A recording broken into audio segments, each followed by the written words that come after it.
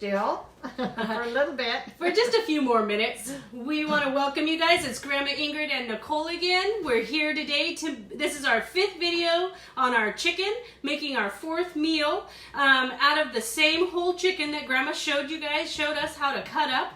And so we want to show you guys today how to make an orange chicken crock pot meal. So we all love getting orange chicken from the local, Asian place, Chinese food restaurant, whatever it may be. But we want to show you how to make a very simple crock pot meal. So if you are heading off to work or if you're staying home, you can use it in your crock pot. You can also do this on your stovetop. If you don't have a crock pot or you don't want to do a crock pot, if you want to speed it up a little bit, you can cook it on your stovetop. But this is a really simple, easy meal to do. Use what you have. We are going to be using our chicken breast and chicken thigh that we had left over from our chicken that we cut up. And what we did is we just cut this up into little chunks, little bite-sized pieces, and we're going to leave it in the Ziploc bag for right now. Because what we're going to do is we're going to cut up all of our orange and our ginger. That's all going to go in this, and we're going to put it in the bag, and we're going to swoosh it all together and let those flavors get on the chicken a little bit. Beautiful thing about this recipe, you can do this, put it all in there, throw this in the freezer, and have a crock pot meal ready to go. Then you just take everything out of your Ziploc bag, dump it in your crock pot, and set it on low, and head out to do whatever you're going to do. So, we're going to show you right now how to do that. So when you cut up that chicken originally, and you know you're going to just put it in your Ziploc bag, make this all then, and then put it in the freezer, and it's all ready. Or if you're going to prep for the week, you can have it in the refrigerator all ready to go. So our recipe we have, we're going to post down below again, or we have our blog up and running, so we'll post a link to our blog as well. It calls for 2 large carrots. We're using what we have. We have right now, we've used all our carrots in our soup and our pot pie and all that. We have these baby carrots left. We're going to use that. Woo! I'm going to throw baby carrots at you guys. So we're going to use up about a dozen or so, and I'm just going to cut them into small bite-sized pieces because once again, you want everything bite-sized. Because nobody wants to have a little piece of chicken and a big huge carrot, so you just want to cut them bite-sized. So you can see I'm not being meticulous about this at all. I'm just chopping it up just a little bit. And you think your family wants more carrots and you have them? Put them in. It's okay. Or if you think your carrots are going to go bad before you use them, you can never have too many carrots in your crock pot meal. Just use what you have. So I have my carrots there. I'm going to cut up my peppers. Now, if you have those little peppers, your little baby bells, you can use those, or use these ones up here. I'm going to show you 2 different ways to cut up bell peppers. I asked my mom today, are you going to do the way you've always taught me, or are you going to do the way that your eldest daughter, Krista, does? And so I'm going to show you both ways because both have great uses. One way you can cut a bell pepper is you cut straight through that little stem, and you're going to pull this little part out right here, and you don't have a lot of waste. It's just pulling this out. If you're making like a dip or a charcuterie plate, you don't want to have a lot of waste, and you can have just big strips of peppers like this. And it doesn't matter if it has that little curved part, but we're going to cut these into little chunks like this and put them in our thing. If you like strips in your Chinese food, do that. Add strips. But so we're just going to cut these up. And you'll notice I'm cutting it with the skin side down. If you do it this way, your knife tends to slip on the skin. But if you do it with it on towards the inside of the pepper, it cuts right through, and it is easier to cut that way. Easier. Make your life easy.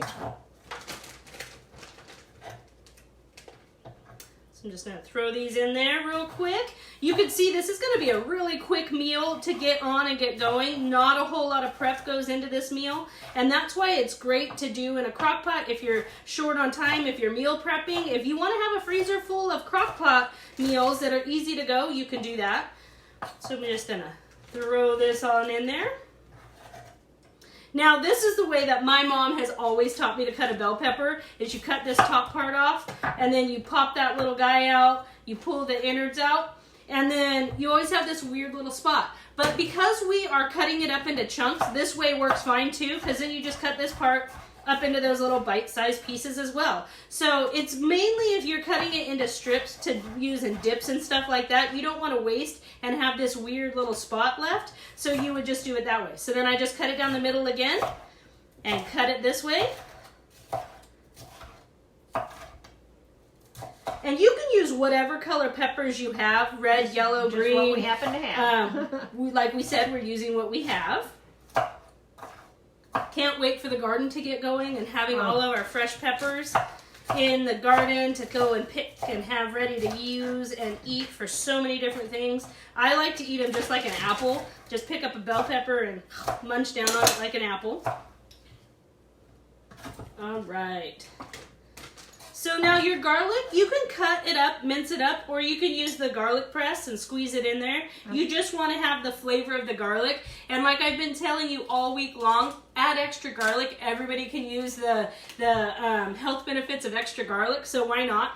I'm going to slice this onion up here. I'm just going to cut it the top to bottom way. And then I'm going to put it in slices. I want some slices. I don't want just little chunks of onion in mine because I like to have a little bit of sliced onion. I want a little extra garlic.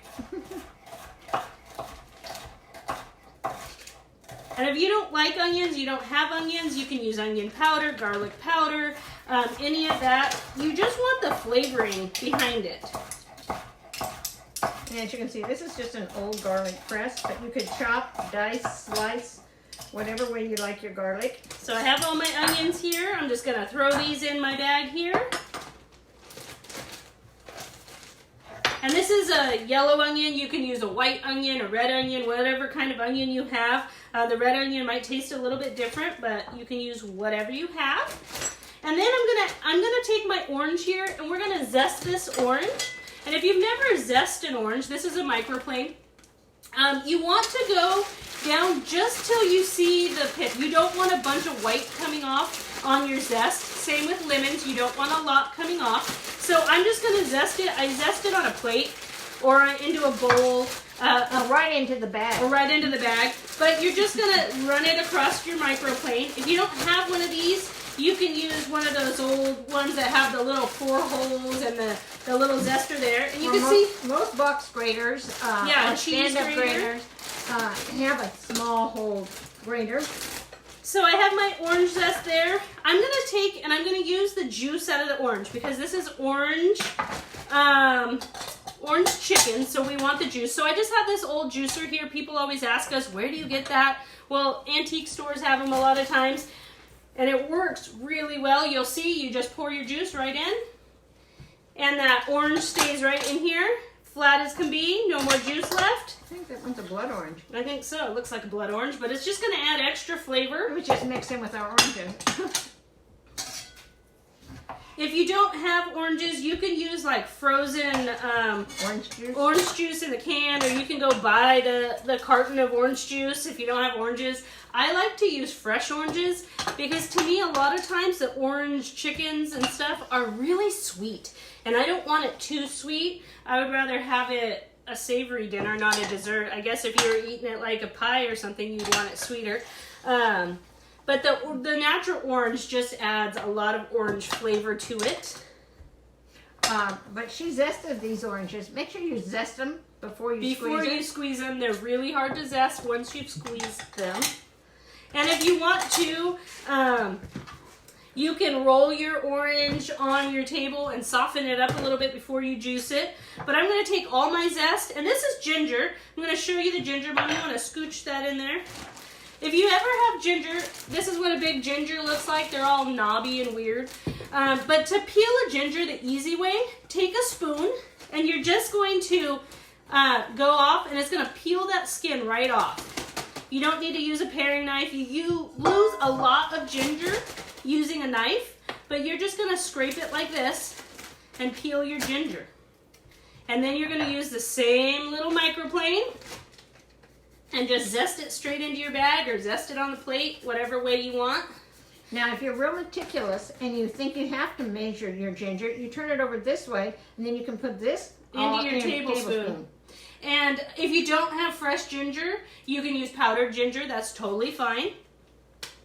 So we have our ginger, we have our orange, we have our garlic, we have our chicken. Now you're going to salt and pepper. I'm going to put in just, a little over a teaspoon of salt and pepper. And then, I think we have everything in there. Now this is what you could freeze everything like this. It's not going to hurt it. You just want to get all that air out, and you can throw it right into your freezer. I'm using the air in because I'm just mixing it. But if I was going to freeze it, I would definitely take and get as much air out as possible. I even kind of lay on your bag. And then you can just put it flat like this in the freezer. And then you pull it out, and then you can stack meals. And you could write on them, and this one is written on because this has the chicken on it that we had cut up from Monday's. And I like this. If you guys have been to my classes, you know I like to not dirty as many things as possible. This, we didn't have to dirty another bowl or anything. We just used the same Ziploc bag that our chicken was in. And now we're going to just dump this in our crock pot. We're going to turn it on low. That's super key. And you're going to cook your chicken in your crock pot for about 3 to 4 hours. It could even be less. We cut those into pretty small bites, so you might want to check it periodically and see how much it is. So you're going to just put it on low, cook it in your crock pot. This is a huge crock pot. You might, if you have a smaller one, then it'd fill up. Now, when your chicken is almost done, or we're gonna serve this chicken over rice. So when you go to make your rice, if you want your chicken to be a little bit thicker, like you would get in the store, it's not gonna have that bright orange fake color that the stuff in the store has. But if you want it thicker, you're going to want to thicken it with cornstarch. But don't do it until right before you're going to eat, maybe 20 minutes. So right when you go to put your rice on, you're going to take your... make a slurry. Make a slurry, add a tablespoon of water a tablespoon of cornstarch to a cup of water, and swoosh it, cold water, swish it up and pour it in there. And as it keeps heating, it's going to thicken up and you'll have a thicker sauce. If you want it thin, like it's going to turn out, then you don't have to thicken it. But if you want it thicker, like you would get in a store. All personal preference, and that's the beauty of making it yourself. You can make it as thick or as thin as you want it. And like I say, but it did not take the 4 hours to get the chicken done. So watch it if you're home, and check it, at 2.5 hours, and it couldn't even be done.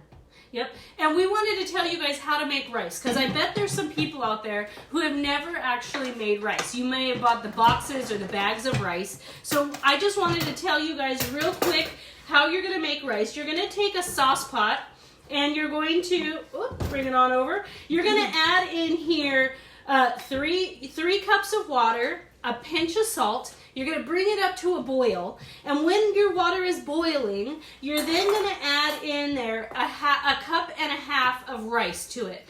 And you're going to always do it in that proportion. You're going to do... you always want twice as much water as rice. So if you're going to do 6 cups of water, you're going to put 3 cups rice. 3 cups...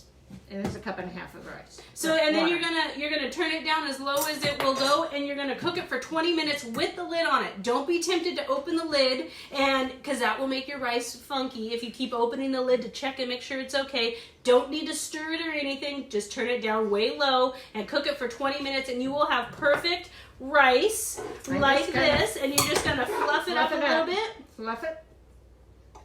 Once it's done. And we're going to scoop a little bit on this plate, Mom. Can you do that for me? I sure can.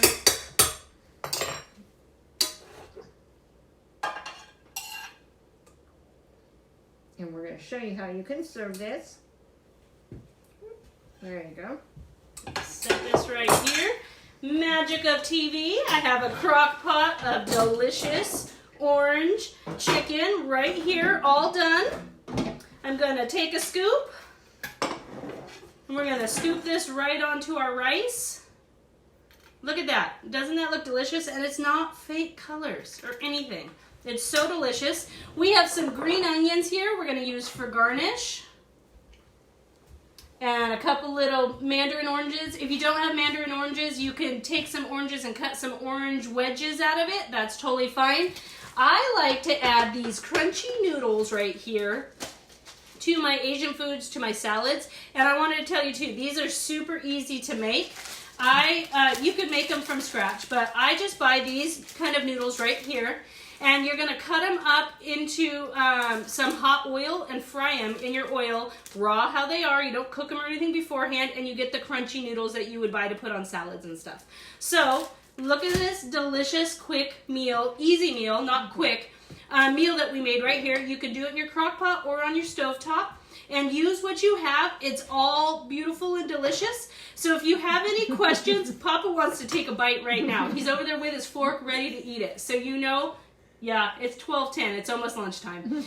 So we want you guys to enjoy this. I hope you guys learned how to make this delicious meal. Hope you guys are following along and having a good time. We hope you guys have a great day. We love you. Stay safe. If you have any questions, let us know. Post them down below, and we will try and answer all your questions. Have a great day. Bye. Come and get a bite. I'll just, you want to take a picture?